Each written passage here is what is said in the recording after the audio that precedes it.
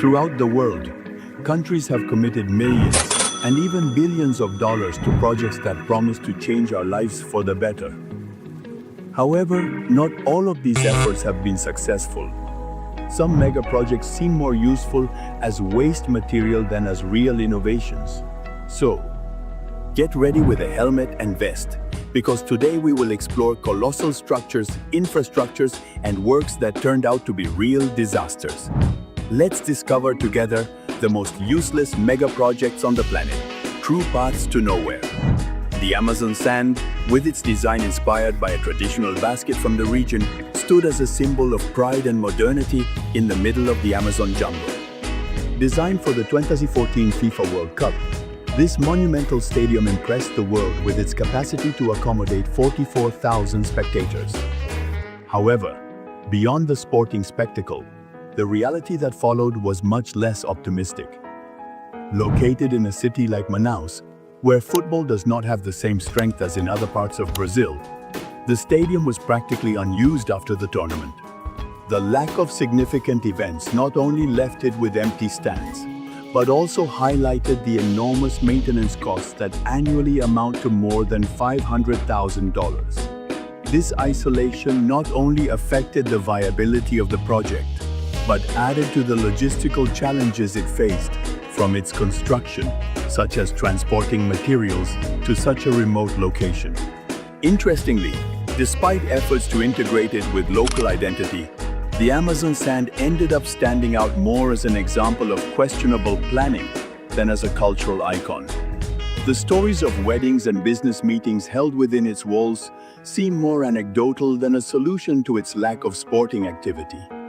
And although his 4 World Cup games left unforgettable moments, the investment of $300,000 remains difficult to justify in the face of the urgent needs of the region.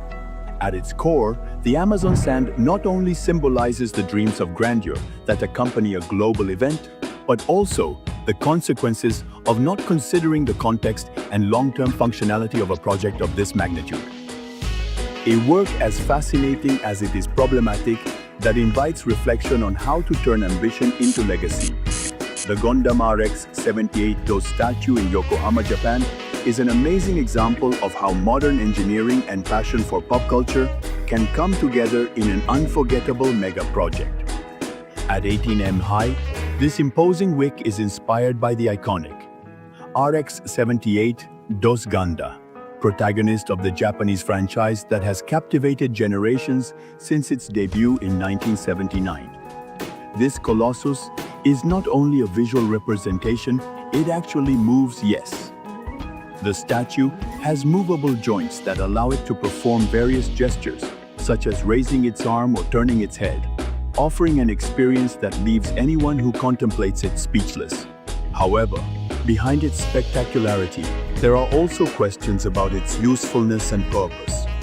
Located in the port city of Yokohama, this statue was presented as a technical feat and a tribute to one of Japan's most beloved series. Its construction cost millions of dollars and required years of development and technological innovation. But beyond being a tourist attraction and a tribute to fans, many might wonder, does such a colossal investment justify its existence? Interestingly, this mobile statue requires highly specialized maintenance, which significantly increases its costs. In addition, its functionality is mainly restricted to exhibitions and promotional events, which limits its long-term impact beyond the fervor of franchise followers.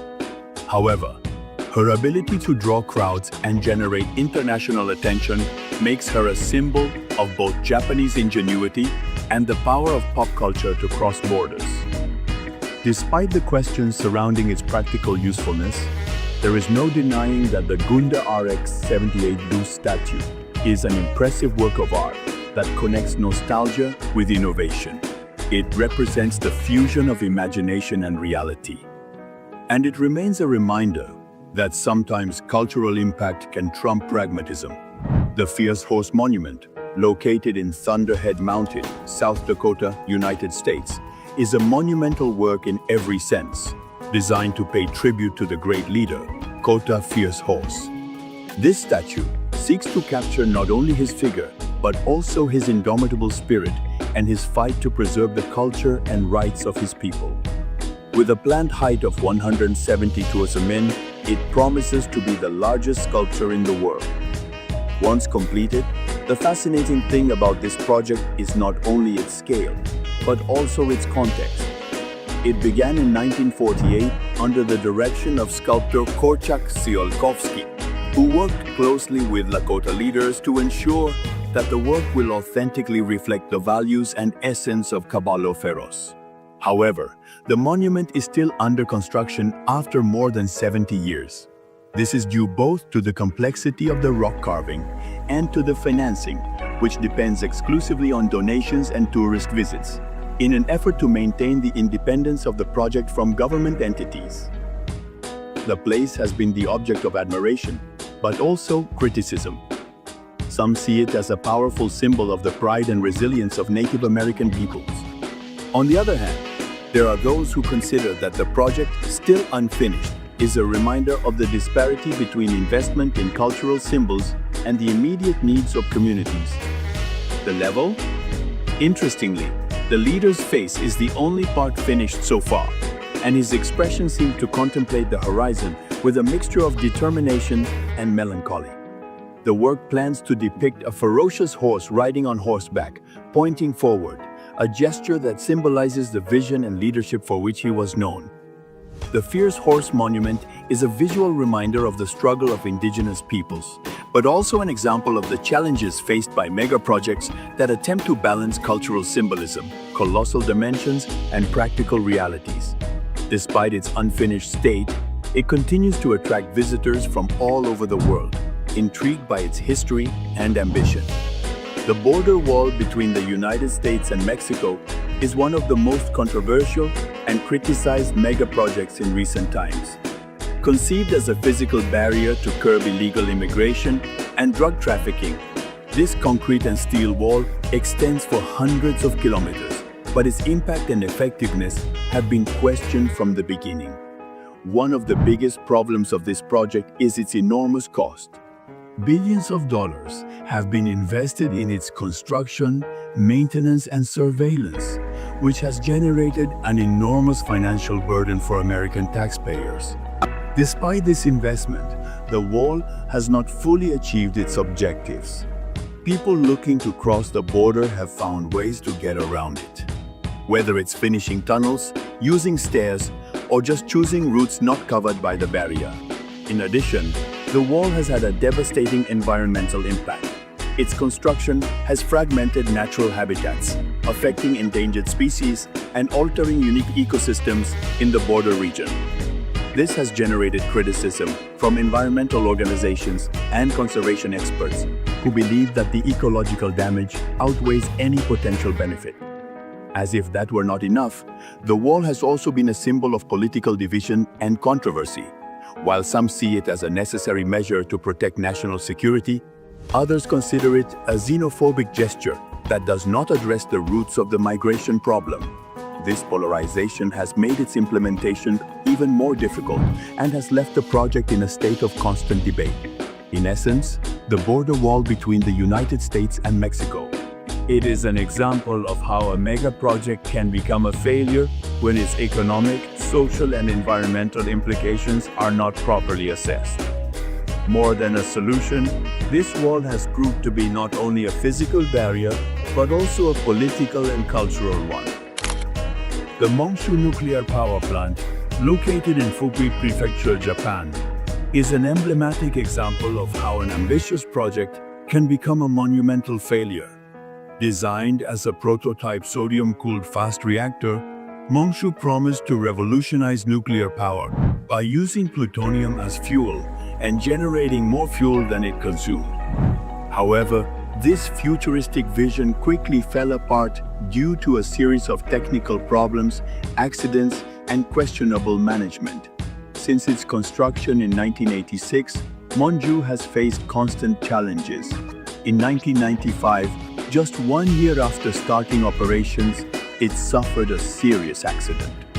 A sodium leak caused a fire that severely damaged the facilities. This incident not only exposed flaws in the design, but also in the response of the operators, who tried to cover up the magnitude of the problem. This scandal delayed its restart for more than a decade, and when it finally resumed operation in 2010, another accident forced its almost immediate closure. Despite billions of yen invested, Monju generated electricity for less than 1 hour in its entire operating history. This fact is a brutal reminder of its practical uselessness. In addition, maintenance costs and reactivation attempts far outweighed any potential benefits, making it a financial black hole for Japan. The project also faced criticism for its environmental impact and the risks associated with the use of sodium as a refrigerant, a highly reactive material that further complicated its safe operation.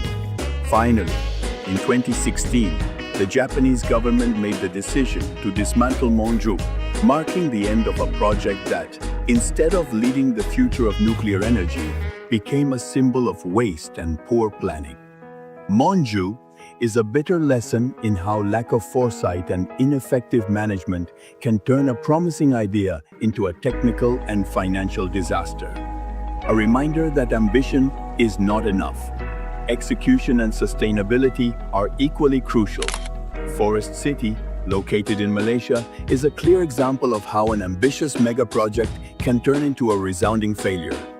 Conceived as a futuristic city, built on artificial islands, it promised to be a sustainable and technological paradise, with vertical gardens, underground transportation, and an infrastructure interconnected by cutting-edge technology.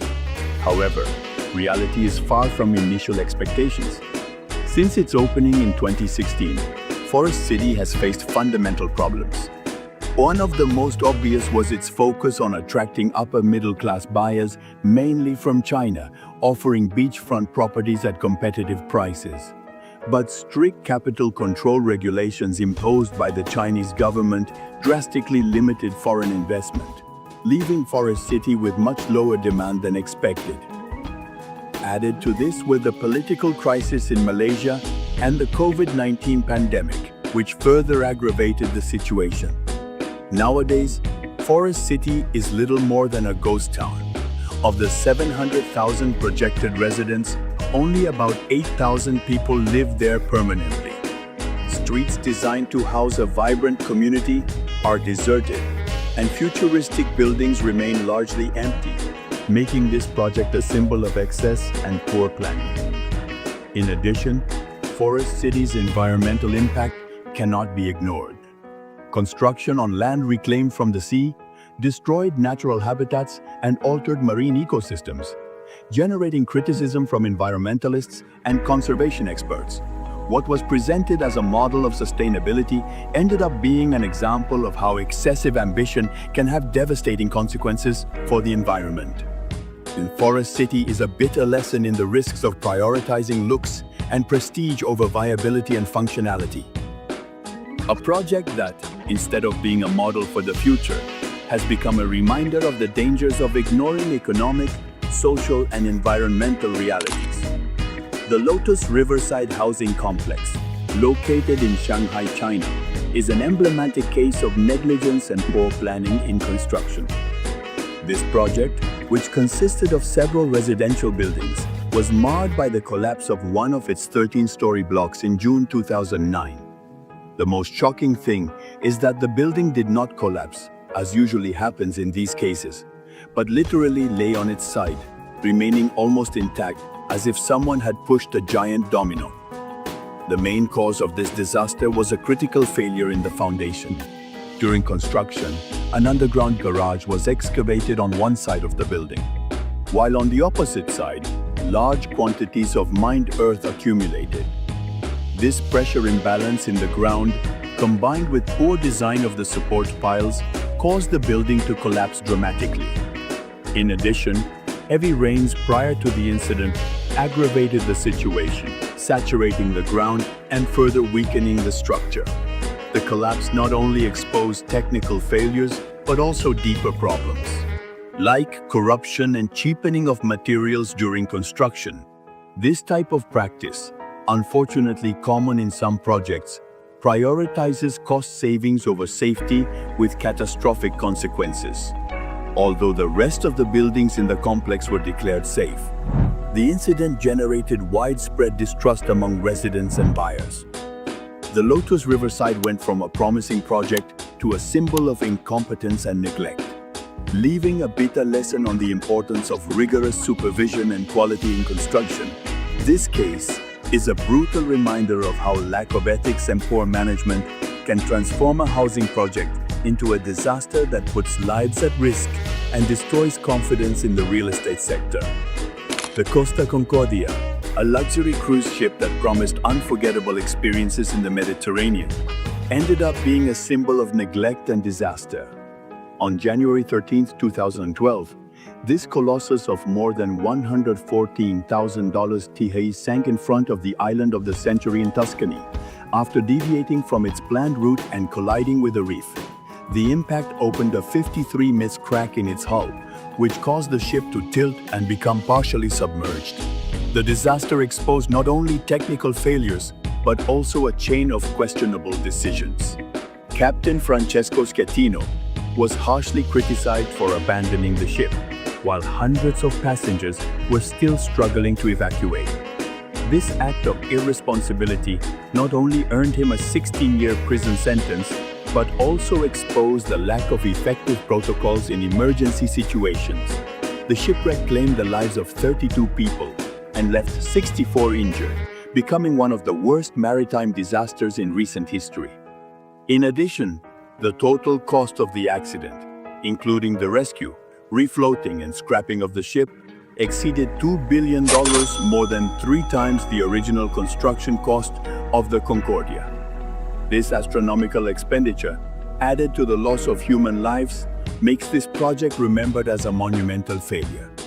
The Costa Concordia not only left a scar on the cruise industry, but also became a brutal reminder of how arrogance and lack of responsibility can transform a symbol of luxury into an unforgettable tragedy. A project that, instead of representing the greatness of maritime tourism, was marked by the weight of its errors. Thomas Wilson's so-called Pyramid of Death, proposed in the 19th century in London, United Kingdom, is one of the most macabre and absurd projects ever conceived. The idea was to build a gigantic pyramid on the outskirts of the city to house the remains of more than 5,000 corpses in an attempt to resolve the space crisis in the cemeteries of the time inspired by the Egyptian pyramids. This colossal structure would have been a monument to both death and megalomania. The project, though ambitious, was completely impractical. The pyramid would have required an enormous amount of resources and manpower, in addition to occupying significant space in an already expanding city. Its design, while impressive on paper, raised serious doubts about its structural and logistical viability. How would human remains be handled? What impact would it have on public health and the environment?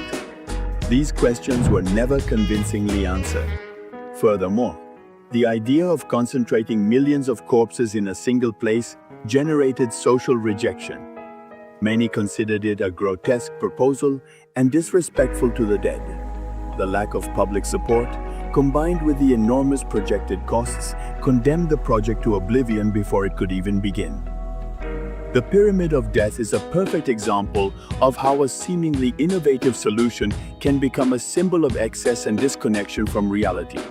Rather than solving a problem, this project would have created new challenges, both practical and ethical, leaving a dark mark on the history of failed megaprojects. Naipi's Du, the capital of Myanmar since 2005, is a clear example of how a megaproject can become a monumental failure. Conceived as a modern and strategic city, it was designed with wide avenues, including a 20-lane highway, government complex and infrastructure intended to house hundreds of thousands of people. However, the reality is that this city, despite its size and ambition, remains largely deserted. One of the most obvious problems with Naypyidaw is its remote location. Located more than 300 kilometers from Rangoon, the ancient capital, the city lacks the vitality and economic opportunities that attract people. Most Myanmar residents prefer to stay in Rangoon, where there are more services, shops and employment, leaving Naypyidaw as a ghost town with empty government buildings and unoccupied hotels. In addition, the construction cost of the night door was astronomical, exceeding $4 billion. This massive investment did not translate into tangible benefits for the population, which has generated criticism both inside and outside the country. Lack of proper planning and disconnection from the real needs of citizens have turned this city into a symbol of waste and mismanagement. Interestingly, the 20-lane highway, which could have been a symbol of modernity, is now a reminder of the futility of the project. It is often completely empty, highlighting the lack of traffic and activity in the city. Even the residential complexes built for government officials are largely unoccupied, as many families prefer not to move to a lifeless city. Naypyidaw is a stark example of how unbridled ambition and disconnection from reality can transform a promising project into a colossal failure. A city designed to impress, but which ended up being a reminder of what happens when grandeur is prioritized over functionality. It is clear that megaprojects do not always live up to their ambitions, and many become lessons on what not to do. Each one has its own story of errors, excesses, and consequences that last. If you have enjoyed exploring these stories with us, we would love for you to be part of our community. Do you share this content? Who do you know he'll be interested in? Give us a like and click to subscribe. We also want to hear your ideas, so leave us in the comments your impressions and projects that you think should appear on our list. Your participation enriches this journey.